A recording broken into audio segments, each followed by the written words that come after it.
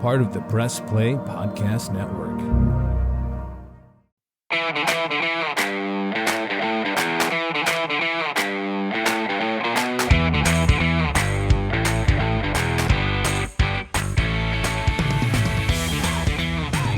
And welcome to another Reghi Roda podcast powered by MGM Northfield Park right here on the Press Play Podcast Network. A shout out to our fantastic producer. This man makes sure all of you out there in the podcatosphere are able to get the R&R podcast. He would be Cordts. Ty, thanks so much for what you do. And Michael Reghi, as we tape this on a Sunday night, the NBA's regular season officially came to an end earlier this afternoon, and your Cleveland Cavaliers lose a 120-110 game at home to the Charlotte Hornets to finish the year at, 48-34, and as the number 4 seed in the Eastern Conference, which means they'll take on the 5 seed, the Orlando Magic. We'll get to that matchup here in a second, but Reg, just your thoughts on today's game and the regular season for that matter. Didn't like anything about the approach today, Kenny. Nothing about it. And we'll get into that as we go along here. 48-34, a solid, strong season. But to me, going 8-13, Ken, 8-13 in their last 21 games, So at one point they were sitting at what? They were sitting at 40-27. And then wind up going 8-13 in the last 21. I don't know, call me an old cranky school type of guy, but that's no way to me to get yourself ready to play in the playoffs. We saw what happened a year ago, so I guess evidently that no big deal to them. No big deal. They're going to just now we'll roll the ball out and it'll be ready to go. I'm telling you, I didn't like what they did today, and I think it might be a recipe for disaster, again, given that they weren't playing that well anyway. The way I looked at it, Reg, was this. I think in their minds, they had an opponent they wanted to play in the first round. We've talked on this podcast before that if I'm the Cavaliers, I don't want to see the Philadelphia 76ers. I don't want to see the Miami Heat. I don't want to see the New York Knicks. I think in their minds, they wanted to play either the Indiana Pacers or the Orlando Magic. And by being the 4 seed, and as the day progressed, I guess, they knew they were going to get home court advantage before the day even started. They had at least the 4 seed. They could be the 3, they could be the 2, depending on what happened today. Well, I think personally, they wanted nothing to do with the 2 seed, knowing who they could match up with. So I think they sat, Garland and Donovan Mitchell and Dean Wade again. Karis LeVert, fourth one, to rest them, to protect them, but also to say, you know what, if we lose this game, wink, wink, it's not that big of a deal. We like where we're at. So I think it was a purpose. There was a purpose in mind today for the Cavaliers, and that was to match up with the Orlando Magic, wherever that would be in the first round of the playoffs as the games unfolded today. They better damn well get out of the first round, because if they don't, they are going to be under a lot of heavy scrutiny. I took a lot of looked around the entire NBA today, Kenny, and there were many, obviously connected with other teams that feel like that's exactly what the Cavaliers did today. Try to trigger the position they wanted to be in and who they're going to play. That's great. You better damn well win this first round. Because if you don't, then first of all, I'm sure my Bickerstaff will be gone, and there are going to be a lot of these players that are going to be gone too. Because again, 8-13 in the last 21 now, Ken. Yeah. So to me, I want to try to find a way to go into the playoffs the best that I can. I don't think there would have been anything at all wrong. Now, I'm not talking about 35 minutes, but 17 to 21 minutes for Donovan Mitchell, Darius Garland, and Karis LeVert today? Come on now, man. You can't sit all three of them and put yourself again. Well, you can, you did. And I think okay, so you got what you wanted. Let's see if you're successful. Kenny, I don't think it's going to matter anyway. I don't see him winning more than a round. And we'll get into that as we go along. But I just didn't like anything about it today, Ken. I did not like anything about it, and I did not think, given what happened last year, they'd look to try to do that same thing again this year, and damn if they didn't. Same thing. They're not the only team that did that, though, today, Michael. I would bet you, and I haven't looked New at all York the Knicks box didn't do scores. that. Okay. I watched that whole game. Okay. The Knicks wanted that, and they played everybody, played them their normal minutes. It was a tough game because Chicago was their playoff team. Right. But that's what the Knicks decided to do, and they got out of it with the win, with playing their main guys normal minutes and wind up with a 2 seed. Now, I saw Boston didn't play their guys. Dallas didn't play their guys. So there's a case to be made for both sides of it, right? If you like the matchup or you think you know the matchup, then why risk another injury to Donovan Mitchell, another injury to Darius Garland? Supposedly, Karis LeVert has been nursing something that they haven't really talked about too much. Dean Wade, we know, has had the sore knee. So in their eyes, much like and this goes back to the Browns, right, Reg? Not playing guys in the finale against Cincinnati last year, right? That's right, yes. You look back on that and you go, well, they got their asses whooped by Houston. Maybe they should have played. So I get your point. I understand where you're coming from, especially considering a 4-1 loss last year in the playoffs. But I really believe they wanted nothing with the number 2 seed, Michael. They wanted no chance of getting the number 2 seed because that means you were going to play either Philadelphia or Miami, and that's a first-round playoff loss, in my opinion, for the Cavaliers. So they're afraid. They're afraid of Philly and Miami, huh? They won't admit that, but yes, they are. Interesting. Well, interesting. Then to me, with that kind of mindset, you aren't going very far anyway.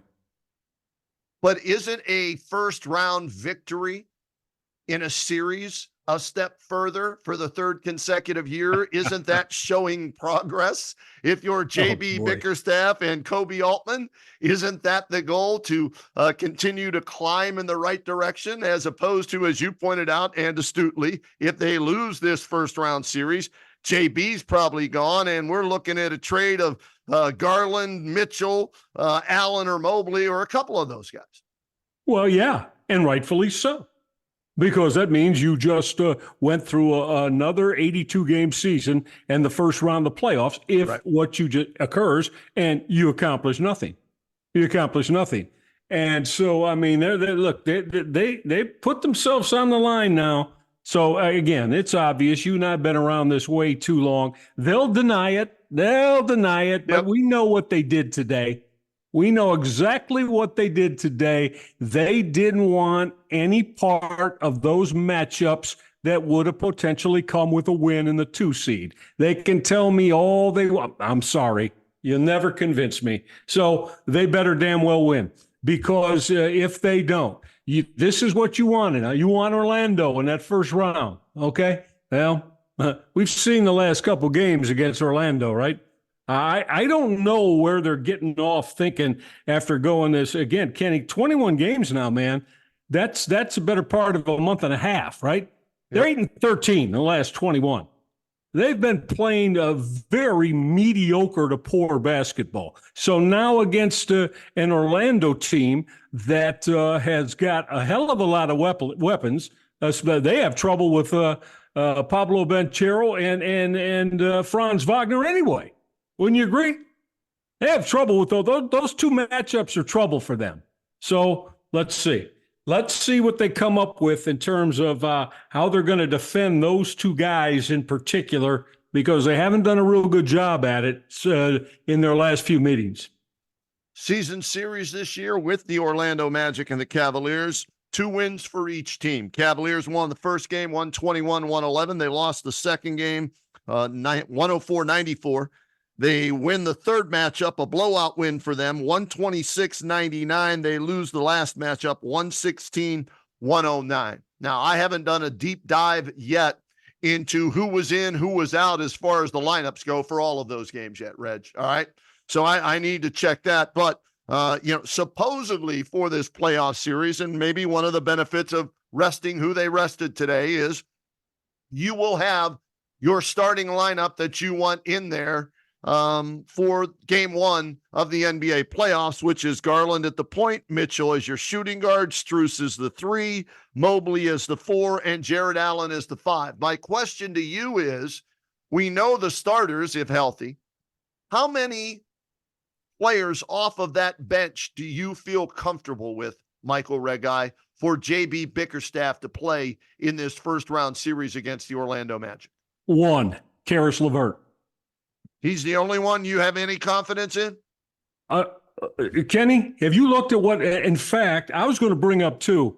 I know he hit a couple of threes today. Look at Max Strus's last 5-6 games coming down the stretch. I think, you want LeVert to be that sixth man. He averages 14 points a game and 5 assists. Of course, you want that off your bench. Kenny, I got to tell you, though, if Strus comes out in the first game and does another 2 for 10 or 3 for 13, as he's been doing over the course of the last 5, you know what? I'm putting LeVert in the starting lineup instead of Strus because I don't trust Strus in his up and down play. I don't. I'm that way with LeVert. He is too inconsistent. He's more consistent than Strus, but still too inconsistent for me to say I believe 100% in him that he will deliver if he plays 7 games of 35 minutes. Do you believe 100% in Evan Mobley? No, I don't. You believe 100% in Darius Garland? No, I don't.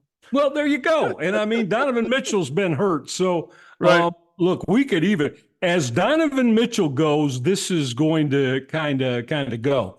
Right. If he's not playing at peak proficiency, and you hate to say it, but giving them 30 in each and every playoff game, I'm not sure it's going to matter, Ken. And that's sad. I hate to say that, but I'm not sure it's going to matter. So, no, he's really the only one that consistently you could hang your hat on, in my opinion. Anybody else we just mentioned, they have good performances, but then there are times when they're just not giving you what you need.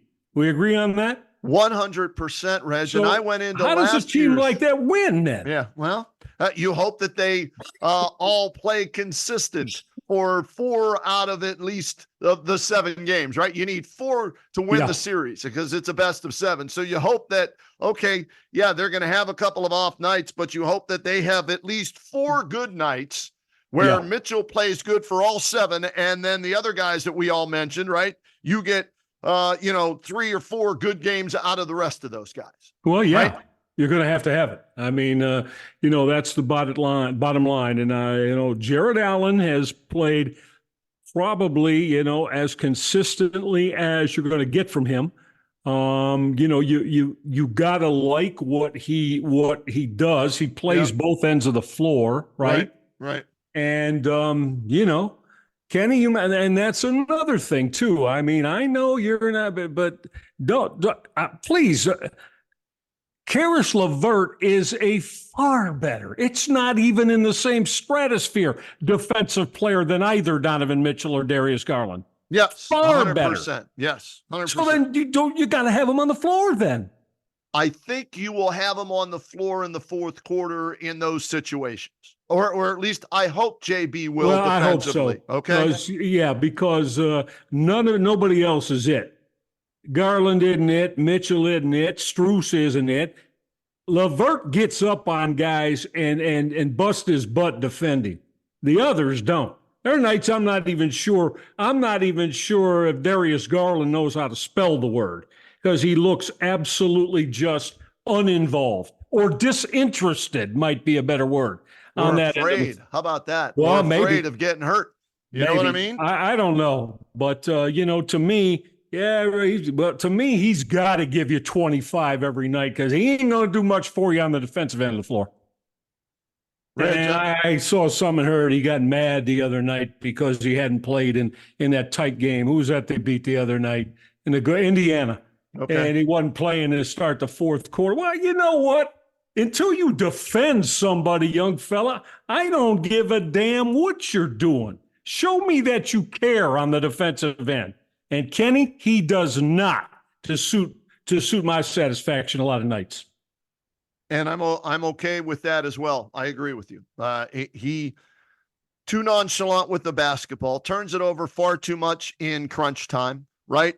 Yes. Isn't physical enough.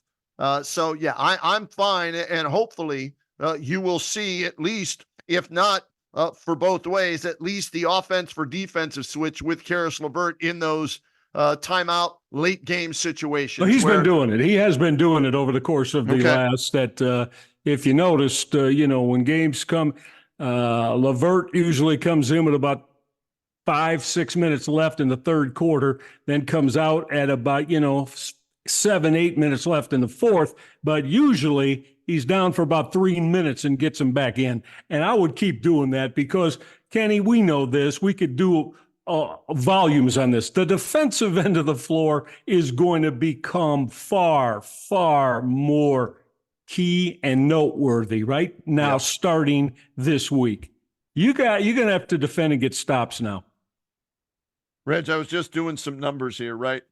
And, they made a big deal about Max Strus, that this is the time of the year where he will pay the dividends, right?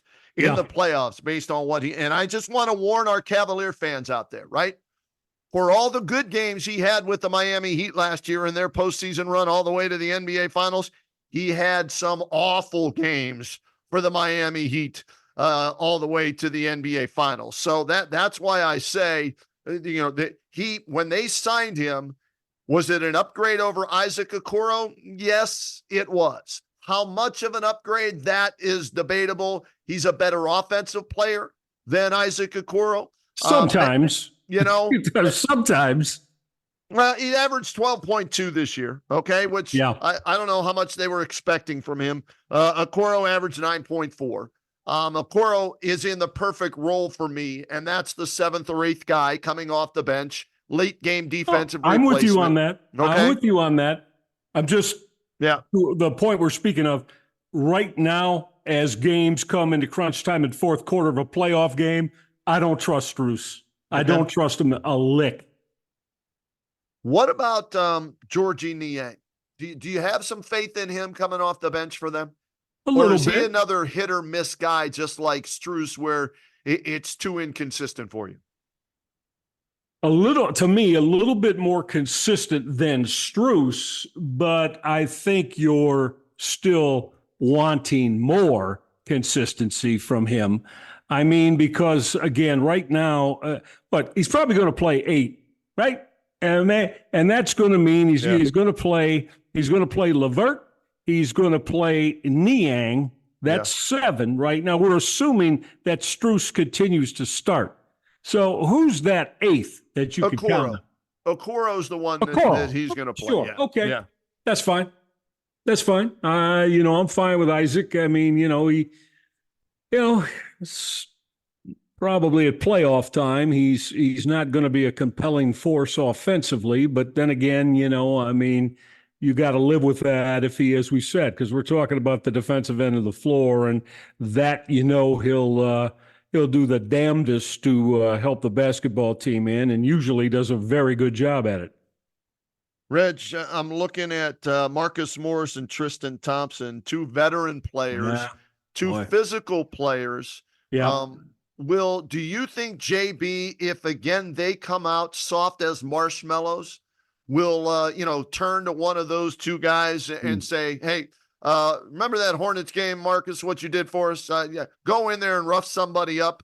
If they come down the lane, let them know it's Bloody Nose Lane, and send a message and maybe wake up some of our guys. Because I think that's why they went and got Niang and Morris for the playoffs, to be a little bit more physical and be that pain in the ass player that opposing teams hate. Without question, Ken, and he may have to lean on those 2 guys. He may have to do that because, as we've talked about ad infinitum, unfortunately, You're not going to get that from Evan Mobley and Jared Allen, your two Right. bigs. I mean, once in a while, Allen will, I guess surprise us a little bit and get as physical as possible. But, we both know, and we both really think the world of Jared Allen. He's done a hell of a job, but yeah, that's not his forte, being a physical guy. That's not what he is. So, again, Kenny, it's going to come down to it. And there are going to be a couple of different teams that if they happen to see him. Now, I don't think against Orlando it's going to be that big of an issue, quite honestly. Okay. But after Orlando, anybody that they play, it will be. That's why Kenny, they've got to win this first round series. They've got to, Ken. They've got home floor. Right. Again, they've got, to me, they've got the more accomplished roster. I take the Cavaliers roster if you look at it player for player. Right now, yes. In the future, maybe not. Oh, but maybe right no. now in this series, I'm absolutely.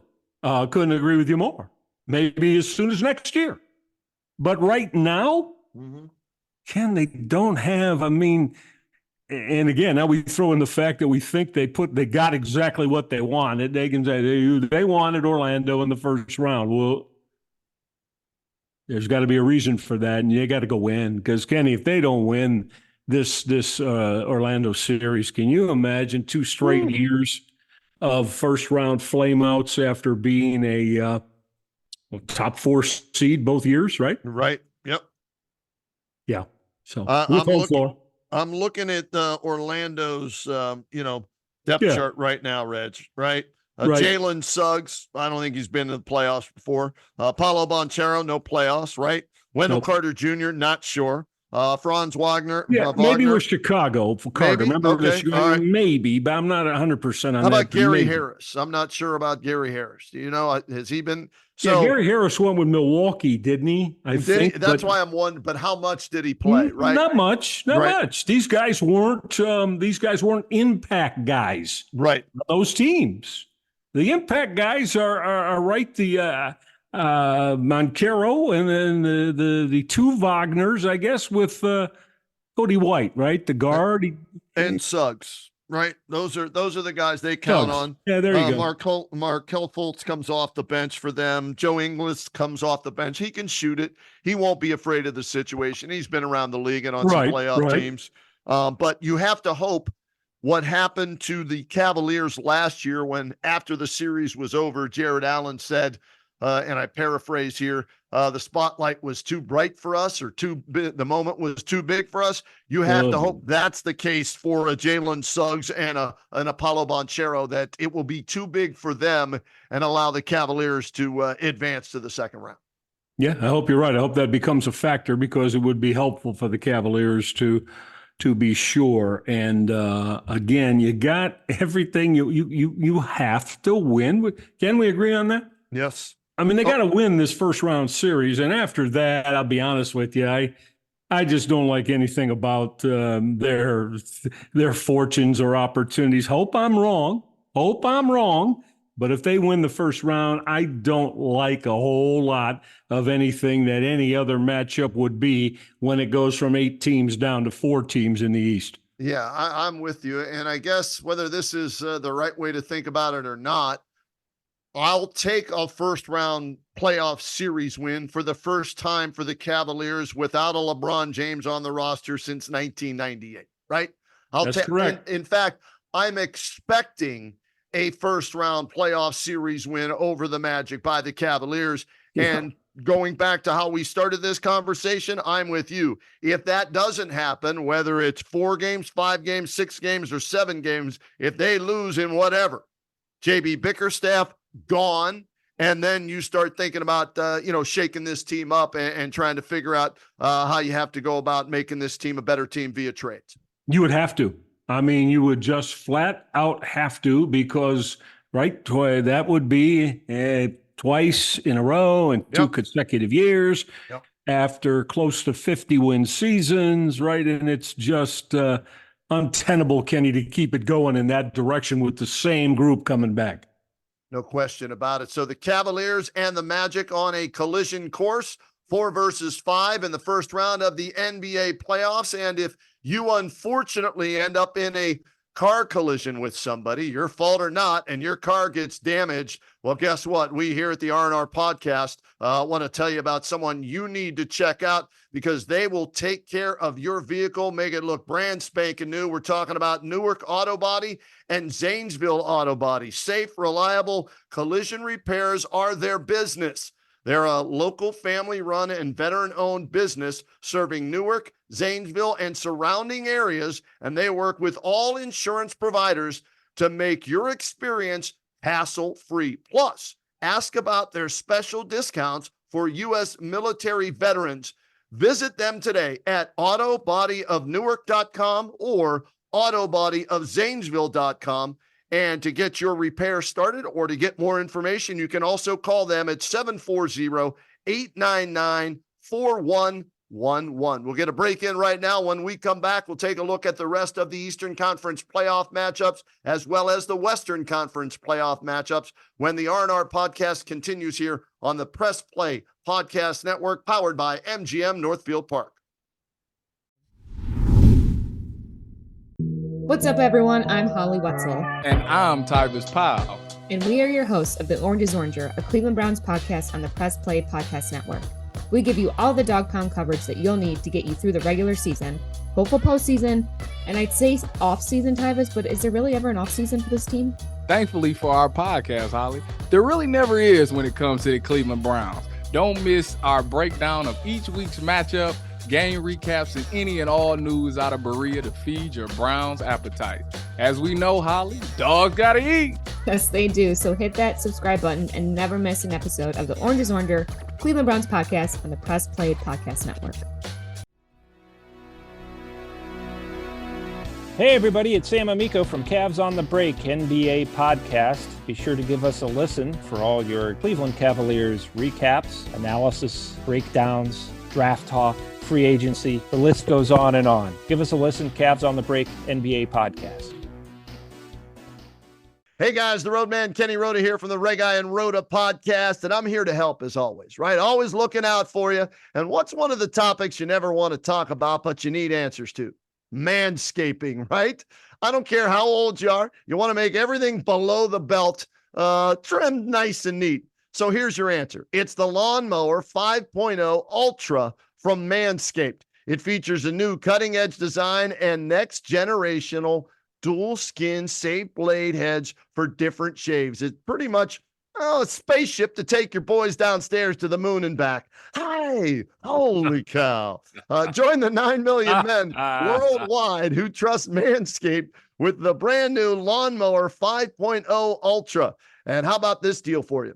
You get 20% off plus free shipping if you go to the website manscaped.com and enter the code RANDRP3.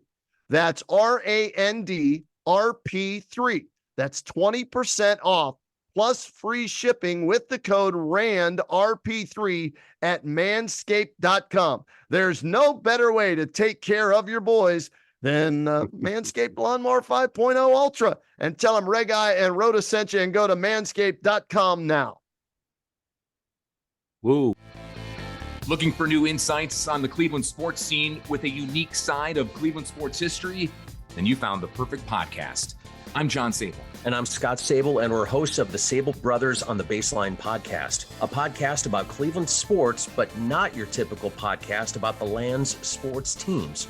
Join us as we embark on a journey of sharing a unique and historical side of Cleveland sports history with the help of some former Cleveland sports stars and other historical figures. All right here on the Sable Brothers on the Baseline podcast, part of the Press Play Podcast Network.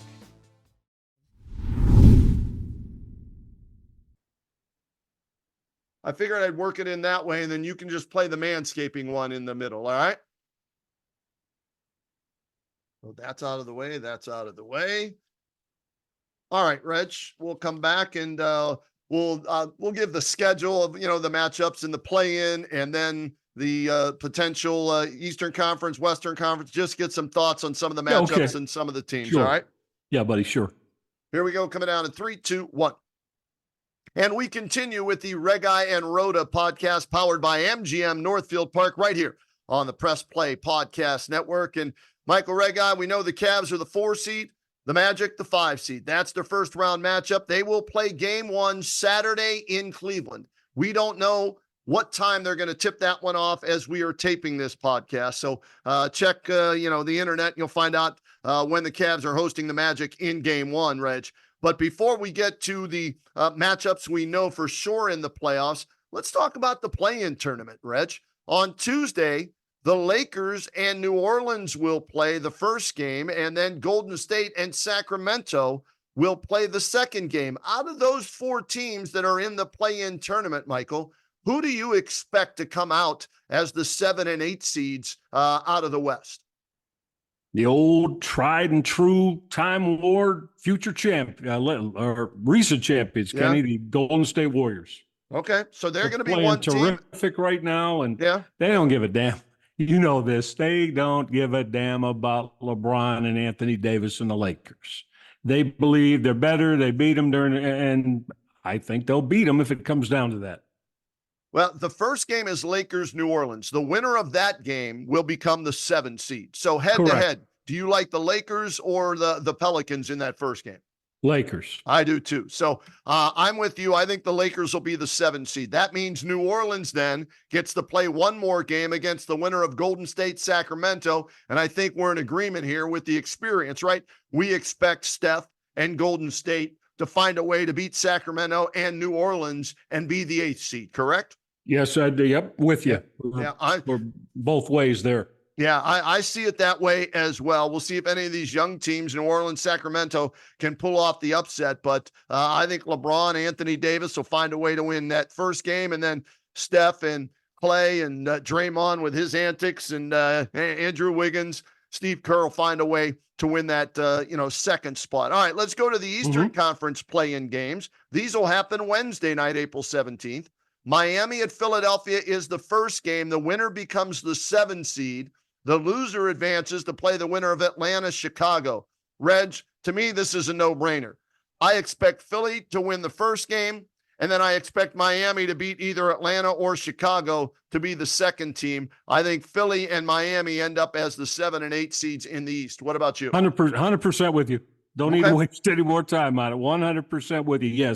Yes, Philly and Miami. Yes. All right. So here's the way the Eastern Conference then would look if our predictions are correct. The number 1 seed overall, best record in the NBA, home court advantage as long as they play, right? The Boston Celtics would play the 8th seed, and the way we saw it, that would be Miami in the first round. Boston and Miami potentially in the first round. The number 2 seed, the Knicks leapfrogged the Cavaliers, Milwaukee, in these last 2 weeks to become the number 2 seed. They'll take on Joel Embiid and Philadelphia if it goes the way we think it will. Okay, 2 versus 7. Milwaukee falls to the 3 seed. I think they like that because they're going to take on Indiana, the 6 seed, and then the Cavaliers and Orlando, the 4 and 5 matchups, Reg. Yep. Yeah, well, and again, I mean, I know what Miami's capable of in the playoffs, Kenny. They've proven it to us, but Boston is a far superior basketball team. I see Boston taking down Miami. The Knicks-Sixers series, the way we're projecting, might be an absolute war slugfest. Yeah. Could go 7 games. I like the Knicks, though, to win that. Indiana's going to beat Milwaukee. Watch. You think so? Yeah, I do. Okay. Indiana's going to take out Milwaukee, whether Giannis is there or not. And then, hopefully, with fingers crossed, the Cavaliers beating Orlando. Yeah, I like Boston because revenge is a powerful motivation, right, with Miami, okay? And in that, I like Philly as a threat to Boston, Reg, if Joel is right. If Joel is right and he's able to play all 7 games, and I love Tyrese Maxey's game as well, I like Philadelphia over the Knicks in that second matchup. I don't know about Indiana-Milwaukee. If Giannis cannot go, then I'm with you. I'm leaning towards Indiana, even though they're the 6th seed and they would be on the road for a potential game 7, right? Right, yeah. If Giannis is able to go, even if not at 100%, I like Milwaukee in that series. And I'm taking the Cavs. Let's get to this one. I'm taking the Cavs in Orlando, but I don't think it's going to be as quick as maybe some people think it might be. I see it going at least 6 games, Reg, if not 7, because Paolo Banchero, he dropped 42 on them earlier this year, right? They've got to try and stop him, the Wagner boys. So I think the Cavaliers will find a way to win that series. I'll say in 6 games, the Cavaliers find a way to beat the Orlando Magic. Yeah, I'm with you there. 6, and if it did go 7, wouldn't surprise me in the least, Ken. Okay. But let's hope the Cavaliers find a way to emerge from that series victorious. What will be the key, Reg, in beating them for you? If they are to win it in 4, 5, 6, or 7, what will be the keys for the Cavaliers? Don't let themselves get punked physically. And Orlando is not what you, other than Banchero, Mo Wagner flexes his muscle a little bit, but they aren't what you'd call an extremely physical team. But, the Cavaliers' approach has got to be way different than it was a year ago in that first round against the Knicks, Ken, because, we've talked about it ad nauseum, but they just physically got their butts kicked by the Knicks. Yep. They cannot let that happen again to this Orlando team. Whatever it takes, they got to find a way. And the big question mark there will be the health of Donovan Mitchell. How bad is that knee? Will it hinder him enough where he has to miss a game? Or is he going to just have to play through the pain? We heard Kobe Bryant always say, hey, it's the playoffs. Unless I tear my Achilles, which he did, right? I'm going to be out there. So I expect him to try and play through it. He's looked better in the most recent games he's played. He's looked like he had more spring in his step. So that's a good sign. But yeah, I like the Cavaliers to find a way to finally win that first playoff series. I believe since I said earlier, it's either 98 or 93. I forget how long it's been since they won a playoff series without LeBron James. It's either 1998 or 1993. 98. Is 98. It? Okay. Sean Kemp and the boys. I was calling it, Ken. Beat the Indiana Pacers in the first round. So there you go. All right, out west, Reg. OKC ends up as the one. How about the Denver Nuggets losing the number 1 overall seed because they lost a game on the road to the worst team in the West, the San Antonio Spurs? Wild. And they end up as the 2 seed, which we know playing in that altitude, Reg, that's a huge home court advantage for Denver. Now, if they have to play OKC in a 7-game series, they've lost the home court advantage. But do you see Denver as still the team to beat out west, or do you like somebody else? I do, 100%. I'm a big Michael Malone guy, and, they've been there and know what it takes. And, yes, they didn't close out being the number 1 seed. But, Kenny, I still like them to get out of the West and, again, represent their conference in the NBA Finals.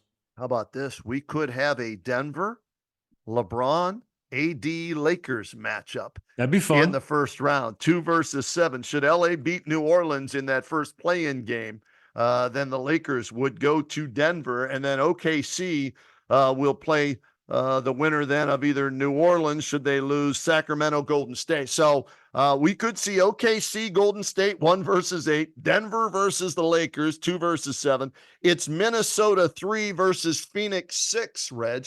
What about that series between those two, the young upstart team and then the KD-led veteran team? Yeah, that I think that's going to be a long series, Kenny. I'm going to go with Minnesota, although they have not been playing their best basketball the last couple of weeks. Karl Anthony Towns came back, Ken, and although he missed a lot of time, yes, but he's back now, so he's got a couple games under his belt, and I think that makes them a little bit more complete, having Towns with Rudy Gobert and young Mr. Edwards on that little guy, 3 guys that know how to put the ball in the hole. All right, I'm going to, not because I truly believe in them, Reg, okay? Yeah. They played better as of late, Phoenix. I picked them to match up with Denver in the Western Conference Finals before the season started. Okay. So I'm going to take KD, Devin Booker, Bradley Beal, and that group to find a way to beat a young, inexperienced Minnesota team in the playoffs in advance as the 6th seed. What about 4 versus 5? The Clippers, and I don't know if you've caught any of the Dallas Mavericks games as of late, but Kyrie Yes. and Luka have been balling big time, and both are healthy going into these playoffs, Reg. Yeah. And Kawhi Leonard, we don't know what the deal is with his knee.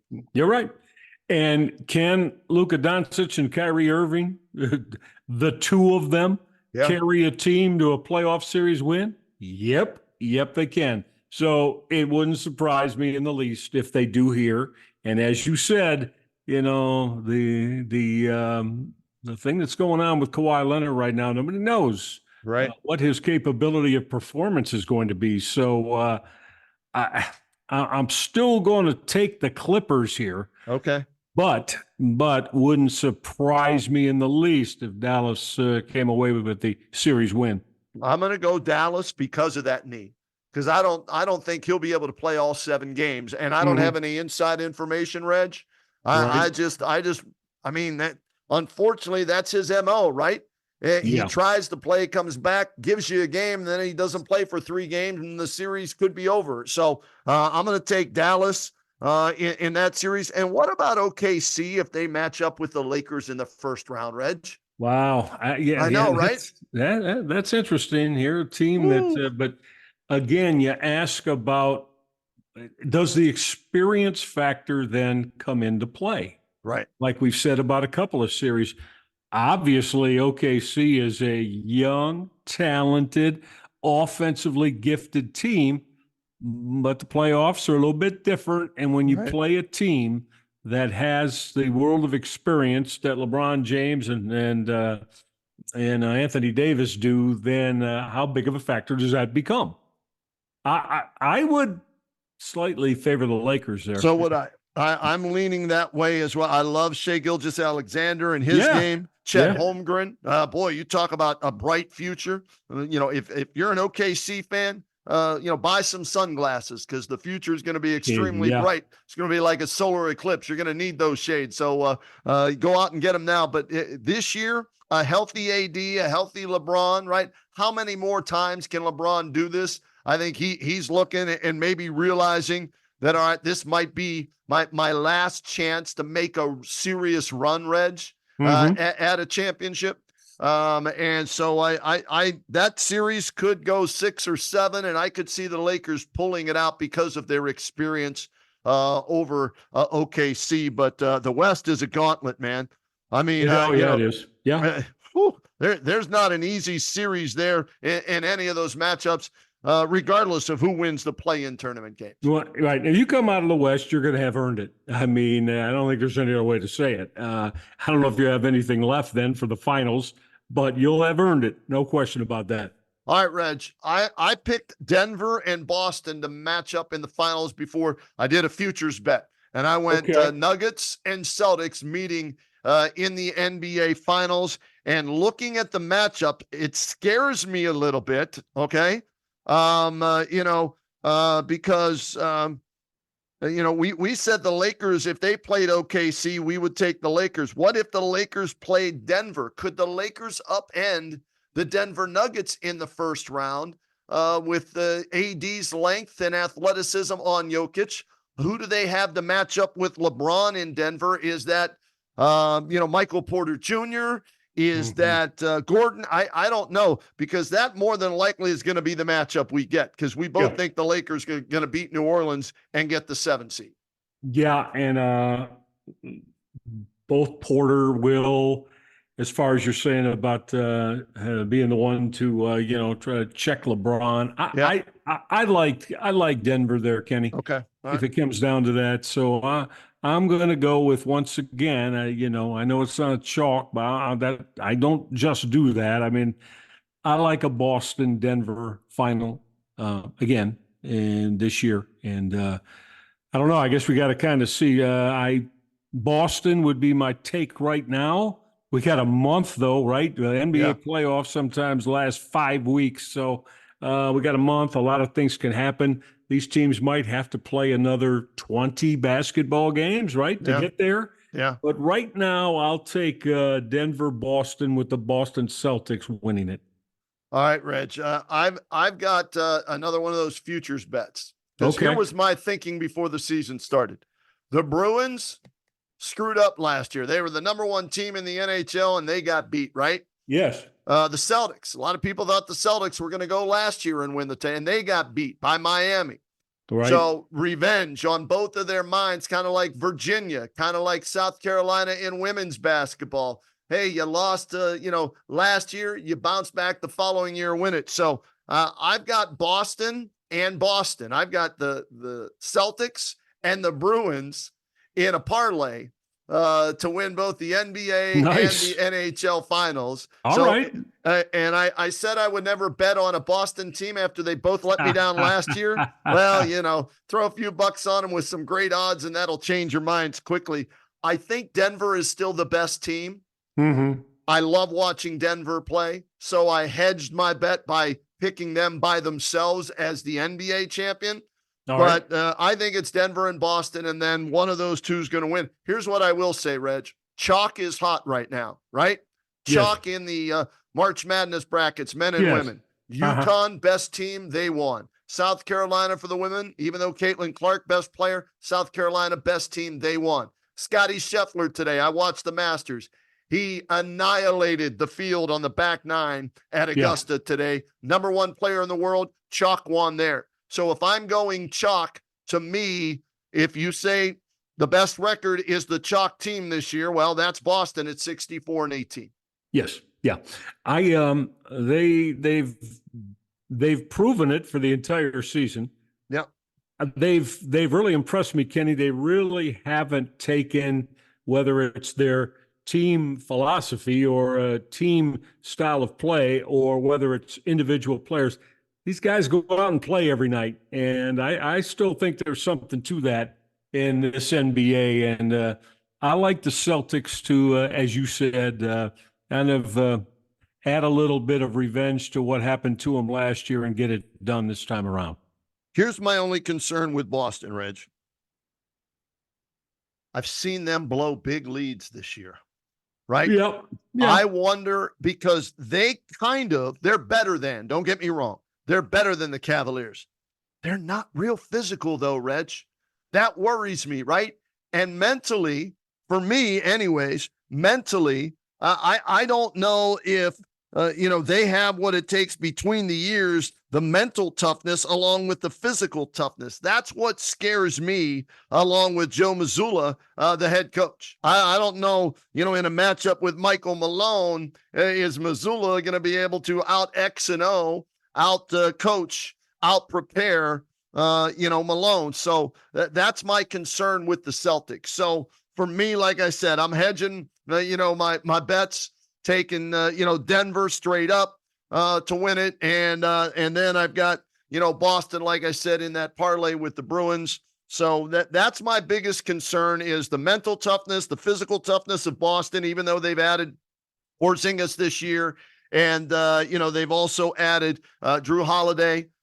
He brings a little bit of toughness to that backcourt and is a better player than Marcus Smart. So they look like it on paper. But the other thing with them besides that is, will they be able to realize that if they're off shooting from 3-point range, they need to go to the basket, right? Can they figure it out that this is an off night from beyond the arc? We're not going to shoot 53s and miss 45 of them, okay? We need to go to the basket in certain situations. And just because in the regular season all our threes went in means they're going to go in the postseason. That's my concern with the Celtics, Reg. No, I got you. I understand that. And with Jason Tatum and Jaylen Brown, their game is kind of very dependent on those two. And shooting the three and shooting it successfully. So I completely understand that. And I think there may be a couple of series tests. I just think that, they'll prove why they were the best. What are they, 64-18? That's the best team in the NBA this year. So we only got to wait a couple more nights, buddy, and we'll start seeing how all this plays out.